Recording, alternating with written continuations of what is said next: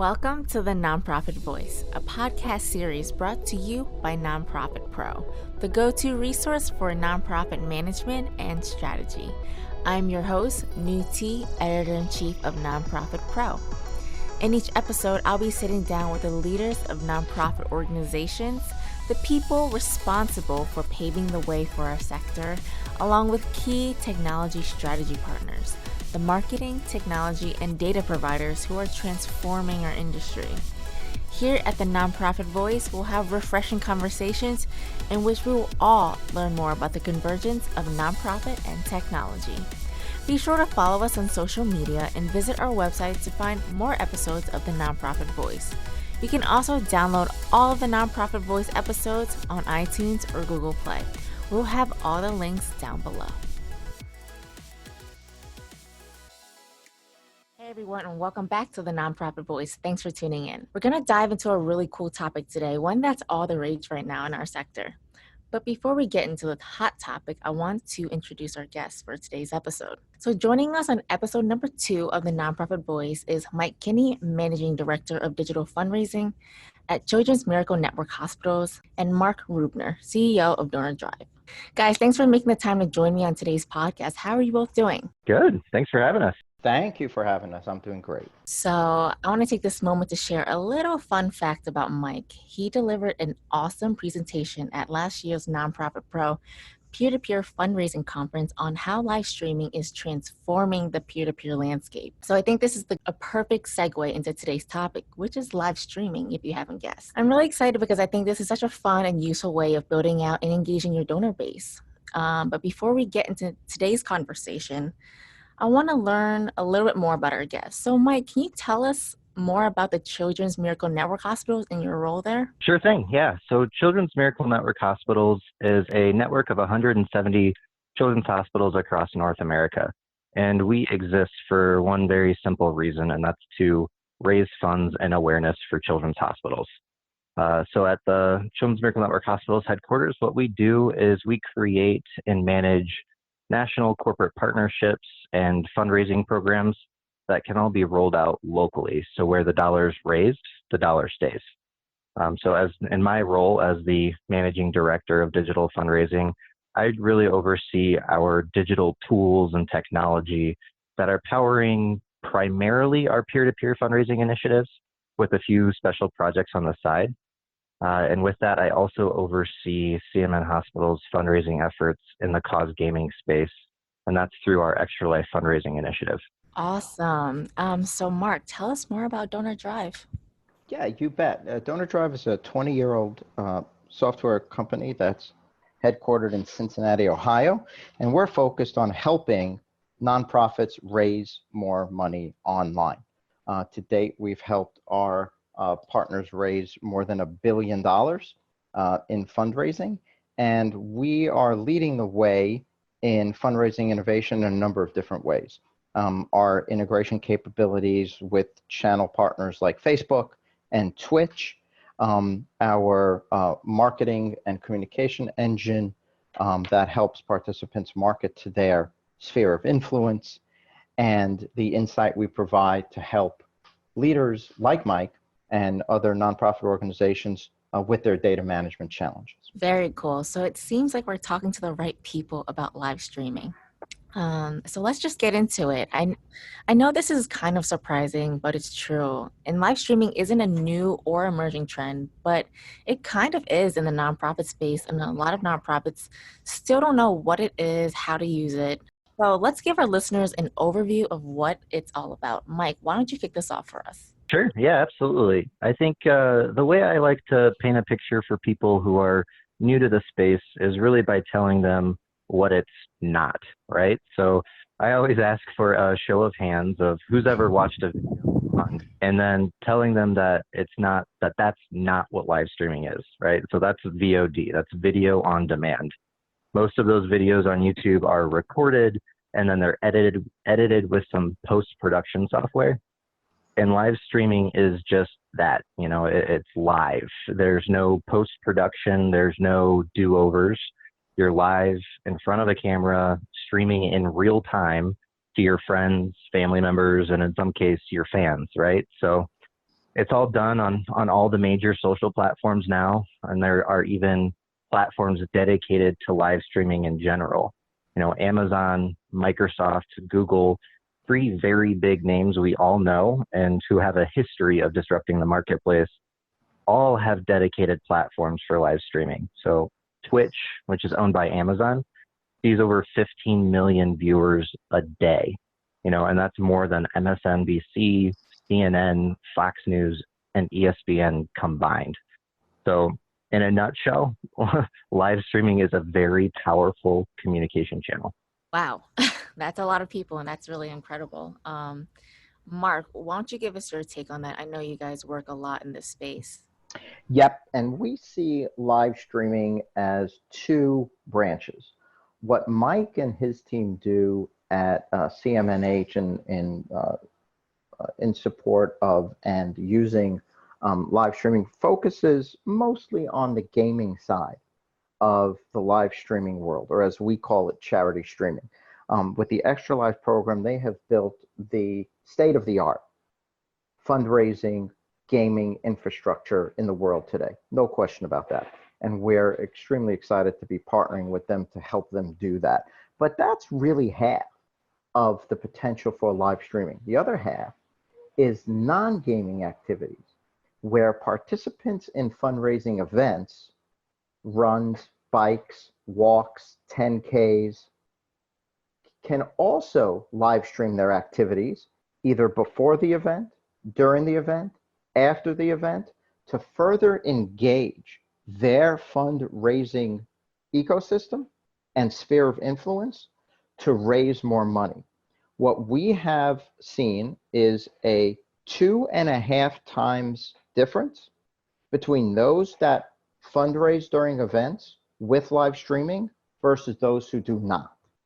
That's 2.5 times the potential fundraising for every single event if you just enable your participants to grab a camera, a GoPro, or a cell phone and stream what they're doing. Yeah, I couldn't agree more with that. It's, you know, you kind of see it everywhere. People want to be included in the community. And I think, you know, the Ice Bucket Challenge was a great example of that. Everyone grabbed their cameras. They wanted to do this to show everybody. So let's talk about, you know, the fundraising strategy.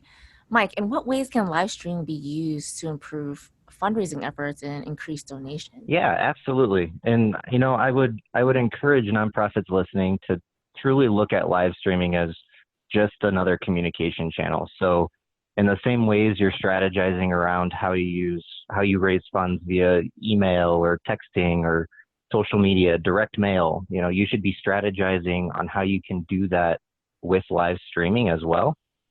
You know, specifically, CMN hospitals have seen, like what Marc mentioned, some amazing success leveraging the power of live streaming among the gaming community.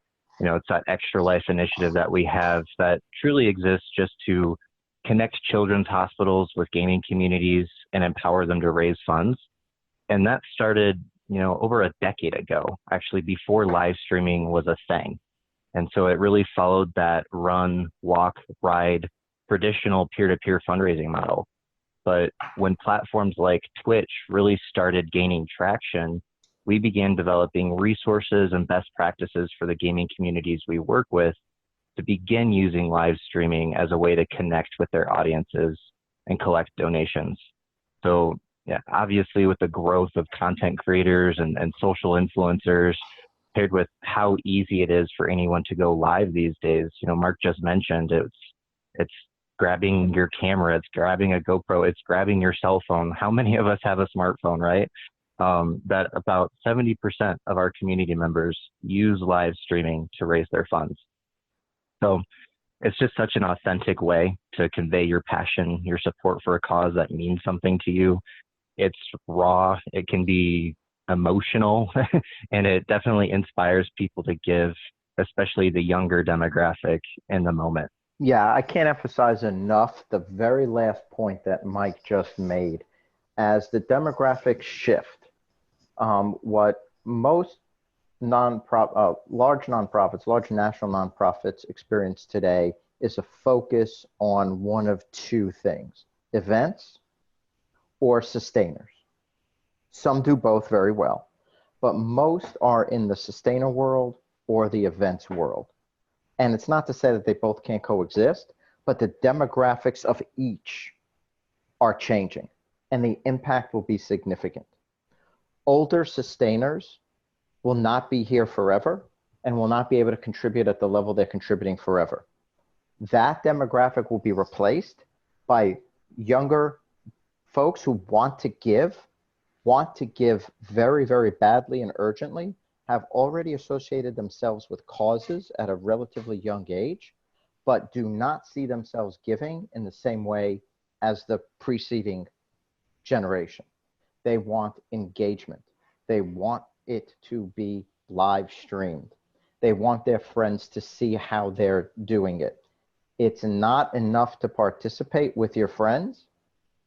They have to spread that engagement of participation through even those who can't make it, to those who aren't able to participate physically, but want to participate through engagement. Live streaming solves for that with a generation that is demanding it. And national nonprofits generally simply need to take some action to get the ball rolling and get over the perception that it's incredibly complicated to do. Obviously, it is not. Like Mike said, camera, cell phone, GoPro, and the infrastructure like DonorDrive behind it is all you need to get started. Yeah, I mean, we're talking about this generational shift that's happening, and we talked about it so much on Nonprofit Pro that, the younger generations that are, replacing the older ones, they want engagement. And so, having this outlet to be able to live stream and, showcase your advocacy for an organization that you really care about, it's what they want. They want to feel included. They want to be a part of the cause or a part of the movement. And I've talked to a lot of my friends who feel the same way. But right now, I'm going to bring it back, take a step back and bring it back to live streaming and gaming. Both have gone hand in hand for as long as I can remember. I might be exposing myself a little bit here, but back in the day, I used to be kind of a gamer. Like, I grew up with my brothers, I grew up with boys, and I used to watch these videos of these gamers, just live streaming, just playing their games because they're so good at it, and it helped me get better. So, Mike, I want you to share your thoughts on this. Why is gaming so influential, and how has it impacted the nonprofit community? Yeah, absolutely. So I think first and foremost, the gaming community is a very passionate community. They're one that wants to give back and break some of the stereotypes that have been assigned to them over the years of people being, reclusive and antisocial and hiding out in their basement and not necessarily contributing to society. And I cannot stress how that could not be farther from the truth. When you talk about live streaming and how it seems to have gone hand in hand with the gaming community in general from the beginning, that's because some of the original live streaming platforms like Twitch, or as it was called, Justin TV back in the day, was built for gamers in mind. It was built so gaming communities could share their gameplay and connect with the people that they were already playing with. And when you pair that with how the gaming community is already very tech savvy and early adopters of this kind of stuff, with how socially connected they are online, it just makes for an amazing atmosphere in an industry that's actually becoming one of its own. And then let's not forget that gaming is the biggest form of entertainment on the planet, right? It's estimated to be a $180 billion industry by the year 2021. A lot of that growth is going to be happening in the console space, but it's also happening in the mobile game space. We all have smartphones. We're all gamers, whether or not you identify as one or not. And so when you find that passionate group of people who want to give back, and that there's a way that they can do that, that's fun, like gaming and live streaming, the sky's the limit. And, we've seen over, I'd say, 400 nonprofits enter this space and say, wow, we're going to really take a stab at how we can activate this community for our cause. And if you're not in that space yet, you need to be paying attention to it. If you're going to emulate the success of a Extra Life, and you want to take advantage of some of the numbers that Mike just talked about, the key to the success, I believe, is to have relationships on the talent and content producing side of it. So as Mike talks through the quality of the people we're talking about who are in the space today, their need to give back, the demand to be philanthropical as they pursue this career that's turning into this multi-billion-dollar industry, starting with and building relationships with those folks who are at the forefront and are emerging in this business is one of the keys to success for the NPO, for the nonprofit organization. And if you're going to emulate and try to copy or learn from what Mike and his team at CMNH has done, that's a great starting point, is to focus on the folks who are creating the content, the talent end of the business, and to build those relationships. Yeah, definitely. You know, we're talking about, you know, gaming being such a huge success, and, you know, obviously it has been the pinnacle of live streaming, but that's not the only way nonprofits can use it. And Mark, you touched on this earlier, but gaming is only half of it. Can you share some ways nonprofits can use live streaming other than through gaming? Yeah, I think it starts with the event. So if you're an event-driven organization, and of the 300 some odd organizations that we're with, it's a great majority are event-based.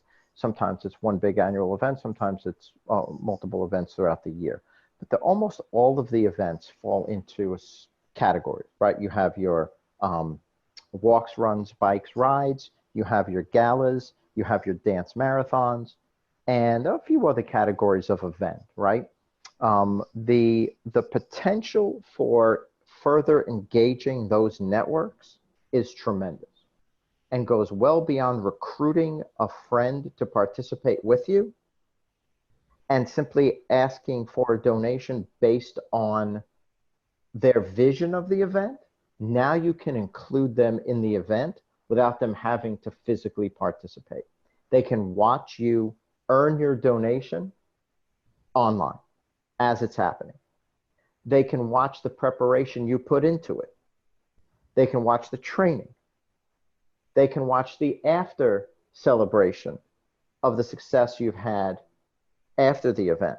One of our clients that's coming on board, it does a bike ride here on the East Coast, about a 350-mile bike ride. It's their leading event for fundraising.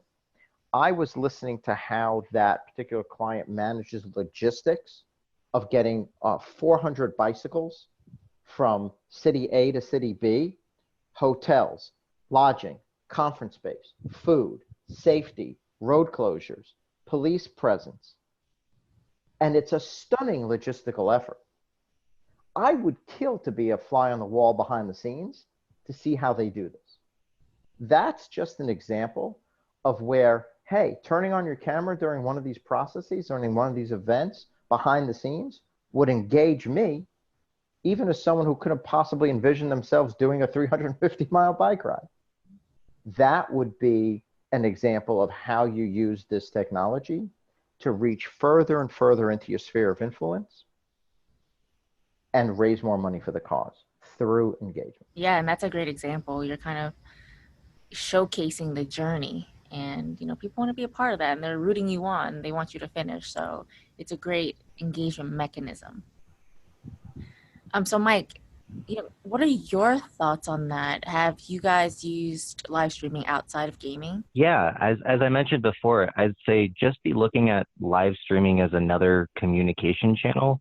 And by doing that, you know, CMN Hospitals has been able to use live streaming in various ways throughout our entire organization. So Mark actually just mentioned Dance Marathon. We have a Dance Marathon program on over 300 collegiate and high school campuses. And we're actively looking at how we bring this live streaming technology to those events, right? It's no different than giving those those fundraisers a mobile app to text their friends and say, hey, donate to my page. Now we're going to be giving them the tools to go live on the channels that they already go live on to be able to inspire, their networks to give in that fashion. But, Children's Miracle Network hospitals, it's kind of funny.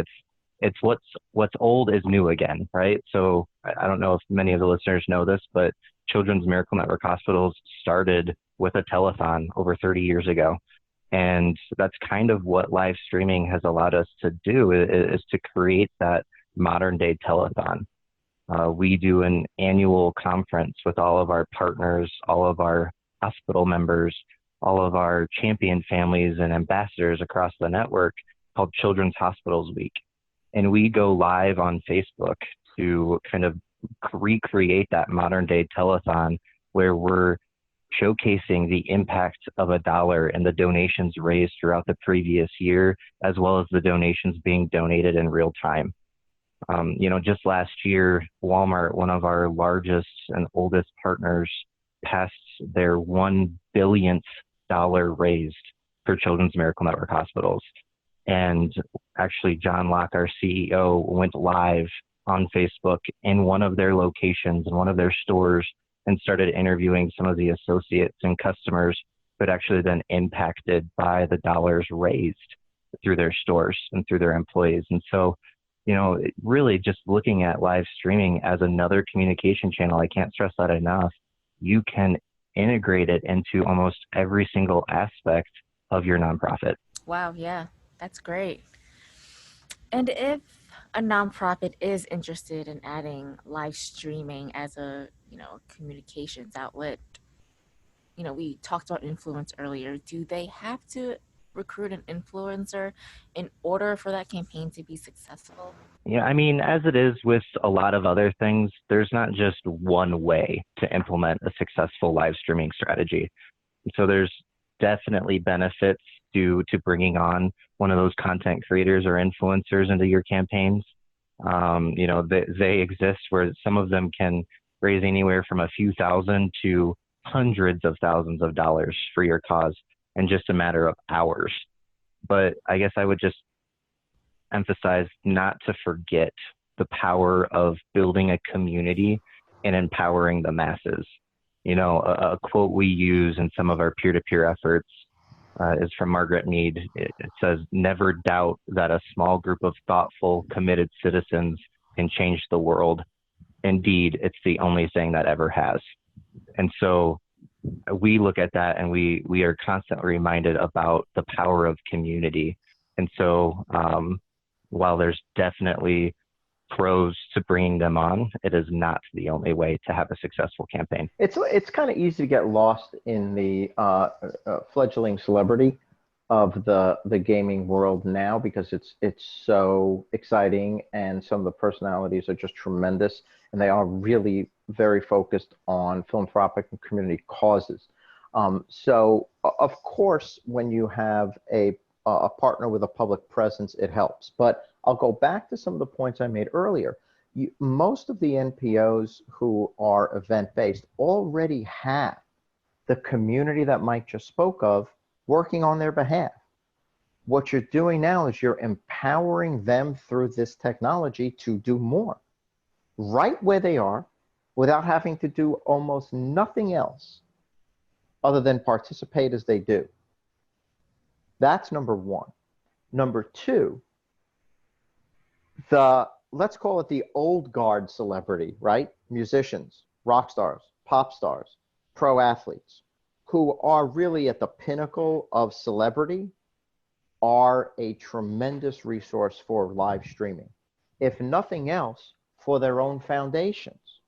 We're talking to a number of different athletes, musicians, who want to leverage their fan base through channels like YouTube and Twitch. They're already there, to engage them in live streaming, doing what they do best: performing, playing, competing in the arenas they're already into. No special event required, just the streaming capability to be able to raise money during a concert, during a sporting event, during an exhibition. It's the new school and the old school from an influencer perspective who can both get into this space, either for their own foundations or on behalf of an NPO, and the average Joe who's already participating in the event. Yeah, and I would say that's a great point Marc just brought up. It's the power of both of these coming together that really amplifies the campaign, amplifies the message. You know, obviously when one of those content creators who's doing this for a living goes live, tens of thousands of people tune in to their live stream. And that's one thing that I always tell other nonprofits of the benefit of live streaming is the marketing and awareness that it can bring your cause or your brand is astronomical. And I know from our perspective, the amount of awareness it generates is something that we could never afford to purchase through a traditional ad buy. And so to be able to build those relationships with those content creators, those social influencers, to go out there and go live on your brand. And when you arm them with the right talking points, you reap the benefits, not just in fundraising, but in awareness. Yeah, definitely. You know, in our social media powered world, especially right now on Instagram, you're seeing the power that powerful influencers harness. They have a strong voice in the space, and they have a lot of followers, and they have the capability to create social movements. So I definitely see them as a great asset for nonprofits for live streaming. I was lucky enough to be at an event for one of our partners in New York City. It was a dinner and a celebration. And there were, I'm going to guess, about 40 tables of contributors who donated and essentially donated in exchange for a table and a dinner in New York City. And one of the tables was filled with Instagram influencers who wanted to be there and were affiliated with the cause. I don't know exactly how much they raised that night, but with the power of Facebook fundraising, for example, and their Instagram connections, they were live streaming that event. And that's the power of the channel, but also the connectivity to and affiliation with the masters of those channels. Yeah, you know, we see it a lot in different industries, and we see it on social media, and it's incredible the power and the brand awareness that these influencers can project, right? Things would get posted in a minute, and the next minute the whole world is notified of it. And I think it's really cool to see. So if nonprofits want to actually recruit an influencer, where can they start? Mike, I'd love to hear your thoughts on this. Yeah, and I would say that it depends on the space, right? So if you're talking about the gaming community, where we start is Twitter. You know, the gaming community is still very, very active on Twitter, and they're moving towards Instagram. But many of them have their contact information actually listed in their online bios or on their YouTube channels. And you can usually hit them up that way via email. Some of the biggest ones have their own management companies or agencies. And so you can always start there too. And I would say, as you're looking at building relationships, not just doing it on that one-to-one level, but doing it with those agencies is a great place to start as you enter the space as well. I think many of the national nonprofits sometimes forget that they have massive brand equity. And their brand equity can be used to connect with influencers. And like Mike said, it's not a really great mystery. Find them on social media. They're everywhere. That's their job. And they're very easy to find. And contact them. And with the power of your brand behind you, you will get a response. Because even though some of the influencers may not be brilliantly familiar, they are probably familiar with the cause. So whether it's a healthcare related cause, a social related cause, a social justice related cause, a relief related cause, it's almost a squandered asset if the NPO leaders aren't leveraging the brand that they have to attract the attention of influencers. It will work.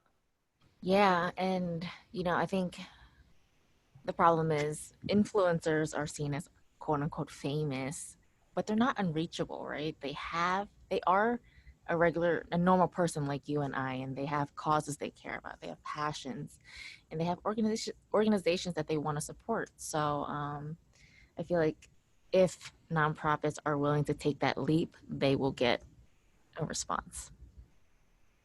And so we covered a lot today. And I know that live streaming has made a lot of strides in the past few years. But what challenges are is live streaming still facing, and how do you see the sector overcoming those challenges in the years to come? Marc, why don't you kick this one off? So there are two angles. From a very tactical perspective, as an NPO leader, let's say, I'm mostly concerned with things like data management and the actual nuts and bolts of managing these relationships to their fullest optimization. So when we walk into a client and we say, look, you have to consider getting into the space, the first question they ask isn't really, oh, how do I do it? It's how am I going to manage the data that I'm now producing from it? How am I going to optimize it? How am I going to use it to help grow my fundraising activities beyond just these live streaming events, right? So there's a large data management challenge in this business as a whole, and that's just another layer that has to be addressed. So challenge number one, let's help the nonprofits get comfortable with the new data workflows that live streaming will provide for them. So that's challenge number one at a very tactical level. Challenge number two is inertia. It's a bit of a change management exercise.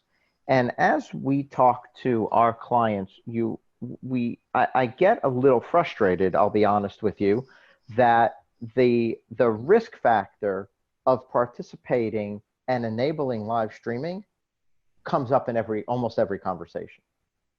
Well, what if? Well, what could go wrong? And I can't emphasize enough how limiting that is in order to be able to move business forward, move fundraising growth forward. Yeah. And those are the two biggest challenges. Data management on the real tactical side, pragmatic side, and my gosh, just handling the change and explaining this to the board. Yeah. You're going to do what? You're going to stream who? To where? That's literally the conversations that are happening today that we try to help our clients get past. Yeah, and I think that's a big challenge, like with live streaming, but with any technology adaptation, right? People are very resistant to it, and for some reason, the nonprofit space is especially resistant. So right now, we are focused on getting past that hurdle and embracing change. Mike, I'd love to hear your thoughts on this as well. Absolutely. And I led a convening of about 20 nonprofits on this topic. And it's funny because those topics that Marc just brought up were very loud themes of that event. So I have to second, third, and fourth of those. It's those people who are very nervous about those folks going live and representing their channel. And where I tried to calm their nerves was explaining about how if you take the right steps and produce the right resources and make sure that they're available to those folks ahead of time, right? So we're talking about giving them talking points about your organization or your mission, giving them the impact data of how far does a dollar go? What does it do when the donor donates? What are they making happen? And then even just some commercial breaks that visually tell your story that they can play during, hey, I got to go run and grab a glass of water. I'll be back. And they put on one of those commercials. Really, the nonprofit then has a little bit of control over the content that's being shared in those streams. You get to be able to put your voice back into that content creator's content.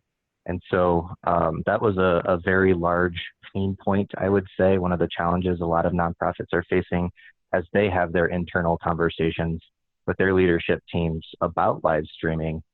And then next is just the unknowns and the trouble that they're having explaining it to a level of leadership who might not live in that world, who might not understand what a Twitch is, you know? And so that's where really relating it back to it being a communication channel, relating it back to, well, everybody in nonprofit knows what a telethon is. Now imagine that telethon happening from people's homes or, you know, from cell phones rather than these production studios. It helps people visualize and understand this space. And from there, it becomes a little less scary. And so those are that's the a great point. You know, you are recruiting these people who are going to talk on your behalf, but you're not just giving them this platform and they're not just running with it. There are details, there's preparation that goes behind it. And I think, you know, it says a lot about where we are right now. Mm-hmm. Absolutely. Yeah. So that just about wraps it up for today's episode. I want to thank our listeners for listening in on today's podcast. And Mike and Marc, again, it's been an absolute pleasure. Thank you so much for joining me on the Nonprofit Voice and sharing your insights and expertise on live streaming. Thank you. Yeah, thank you for having us. It's been really fun, and I know our listeners are going to get a lot of insights from it and hopefully take it back and present it to their leadership, and then hopefully we'll see more live streaming happen within the nonprofit sector. I think it's such an amazing thing happening right now, an amazing evolution that's happening, and I'm excited to see where we go in the next 5 years or so. I think it's going to be completely different. Here, here. For sure. It's not going away. No, not at all. If anything, it's just going to progress and progress. Phones will get better, videos will get better, the capabilities will be more advanced. So I'm really excited to see what else happens. Agree. So on behalf of Nonprofit Pro, we will see you on the next episode of the Nonprofit Voice. Have a great day.